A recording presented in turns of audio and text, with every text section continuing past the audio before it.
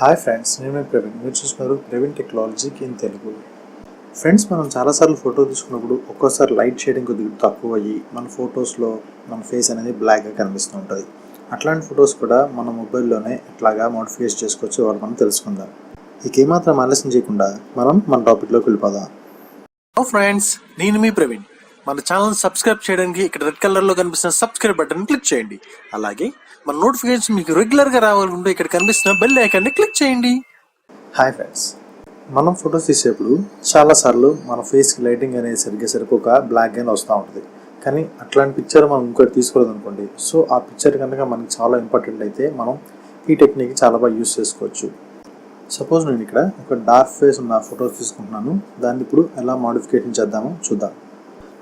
దీనికోసం మీ మొబైల్లో స్నాప్సీడ్ అనే అప్లికేషన్ ఉండాలి. ఆ అప్లికేషన్ మీరు డౌన్లోడ్ చేసుకోవాలి ఫ్రెండ్స్. ఈ అప్లికేషన్లో మన ఫొటోస్ని ఎలా కావాలంటే అలా మోడిఫికేషన్ చేసుకోవచ్చు. సో తొందరగా మీరు ప్లే స్టోర్లోకి వెళ్ళి స్నాప్సీడ్ అని టైప్ చేసి ఈ అప్లికేషన్ డౌన్లోడ్ చేసుకోండి. కావాలంటే దాన్ని మీకు కింద డిస్క్రిప్షన్లో ఇస్తాను. ఇప్పుడు స్టెప్ బై స్టెప్ మనం ఈ ఫొటోస్ని ఎలా మోడిఫికేషన్ చేయాలో తెలుసుకుందాం.